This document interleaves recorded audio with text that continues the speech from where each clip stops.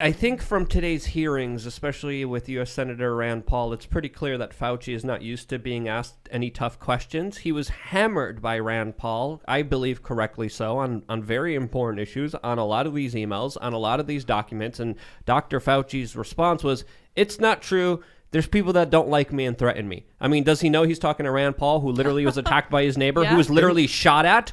Like that was his argument. That's not an argument, Dr. Fauci. Yeah. Lay out your argument, present the data, present your information, and be able to reach across the aisle and talk to the other side. He has never done that. He only does softball interviews where the pundits, literally family-friendly show, do adult things to him with their mouth.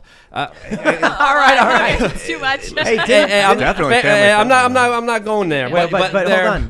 I didn't see it, but you mentioned Crowder. Shouted us out. Yeah, so right at the end of his publicly available show, he mentioned that we've been swatted more than Fauci has. Tim Pool's been swatted more than you have, so quit complaining. I appreciate the shout out. Yeah. Anyway, I think it's pretty clear when Dr. Fauci's on the corporate media, which he loves to be on, he always gets softball question. He always gets massage. He always gets, Fauci, why are you so great and awesome and super incredible and helping save the world? That's literally the type of questions that he's asked. They answer questions for him, too. They'll say things like, I was curious your position on the virus because a bunch of right-wing channels were lying by saying X, Y, and Z. And, of course, we know A, B, and C. So would you like to reiterate what I just said, Dr. Fauci? Exactly. Yes, that's absolutely correct. The droplets in the masks. Exactly. And I think today's hearings proved that there wasn't any kind of real discussion. It was very testy.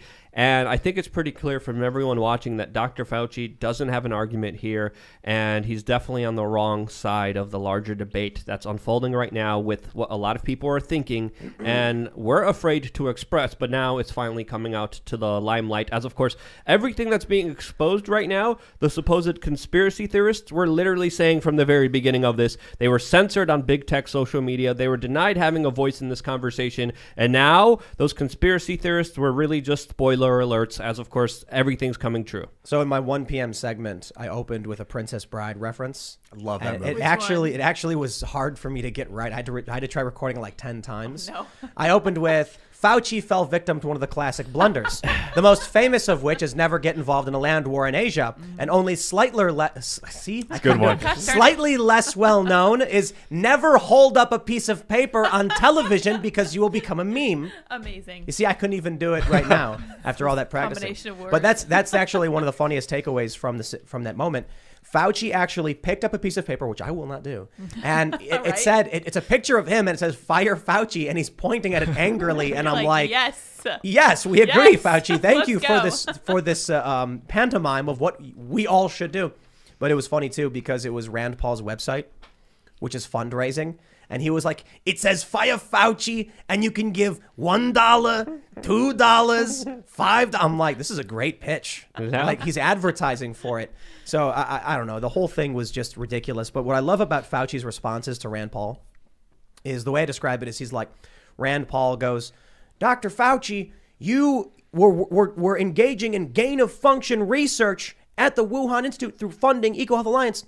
And Fauci will be like, no, we did not. The example I give is like Fauci's explanation is Rand Paul says, you put a door in my bedroom. And Fauci says, it's not a door. It's just a large piece of wood on hinges with a knob that when you turn moves a piece of metal, which allows you to open on the hinges and enter the room. And you're like, bro, you're describing a door to me. That's how he does the gain of function. No, it is not gain of function research. It is just the creation of chimeric viruses to increase transmissibility. You're describing gain of function, Dr. Fauci. No, I'm not. That's literally what he did. That's crazy. I think this guy should be arrested. I'm not even kidding. Absolutely. Subpoenaed, questioned thoroughly, release all the documents, release all the studies that he's done. And when you truly find out what he's been responsible for, there's no going back to the official narrative that he has set on the American people, because you learn about things like Robert F. Kennedy Jr. in his book, The Real Anthony Fauci, talking about how people were horribly affected by his studies, whether it was orphans, whether it was monkeys, whether it was beagle puppies. There's a long trail of just horrible misdoings by this man, and I think it's more than time than ever that we hold him responsible for all those acts.